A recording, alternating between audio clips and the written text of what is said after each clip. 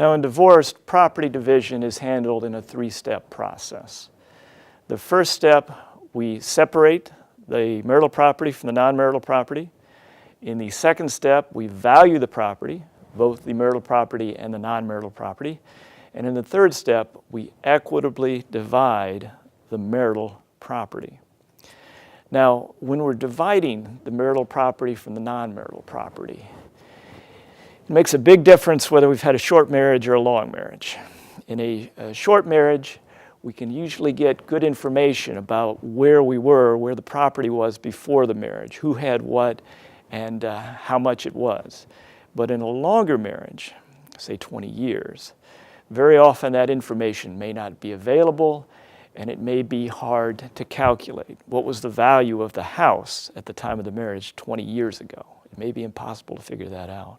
Even if you have a 401k, if you have a statement that you had before the marriage and after the marriage, if you've got a statement at the time of the marriage, then that statement will at least tell you how much that was premarital property.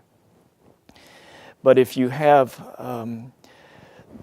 the statements during the marriage, you may also be able to calculate how much that portion of property grew during the time of the marriage. And that increase that's due to market value is also non-marital property. But that'll probably require the services of an expert that you have to pay. And so you have to think about whether doing those calculations, if it can be done, is worth it. Once you've separated the marital property from the non-marital property, then you have to value both the marital property and the non-marital property. Sometimes the valuation is easy and sometimes it's difficult. If you have money in an account, then you know how much it is at the time of the divorce. Houses are easy to value. Appraisals on houses, different appraisals will come in very close to each other. But some things, some rare things, personal property, or the interest in a privately held business can be very hard to value. That's really an art form more than a science. And the different evaluators to an interest in a privately held business can come in with widely differing appraisals. And those appraisals often depend on who that expert has been hired by. And so it's not unusual with an interest in a privately held business to have to go before the judge and put those experts on trial and have a judge make a ruling. And that's very time-consuming and it's very expensive. Now, once you've separated the marital property from the non-marital property and you've got values for all the property, you can then equitably divide the marital property.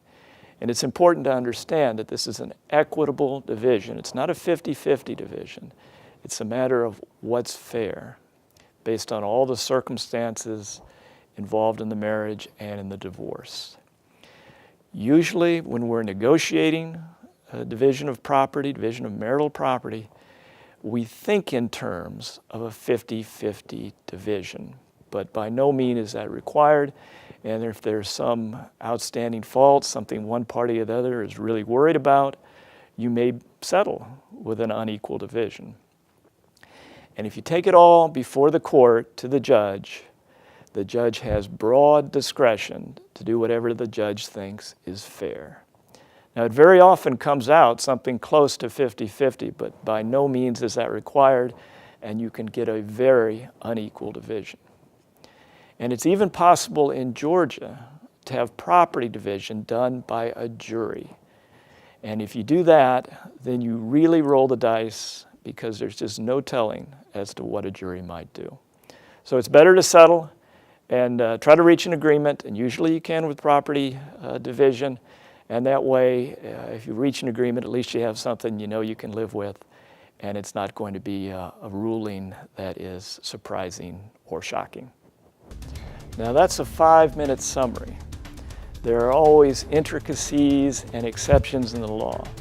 And there's also how this particular situation is going to be handled. What is likely to happen in court and what the settlement possibilities are for your particular situation. So don't hesitate to call me or come in. I do have a free initial consultation. I'll be happy to talk to you about it. There's no obligation to do anything further. You will certainly learn a lot from a consultation with any experienced divorce attorney about what is likely to happen, about what your options are, and about what you might want to do. So give me a call, 912-275-7728. I'll be happy to talk to you about any aspect of any family law case.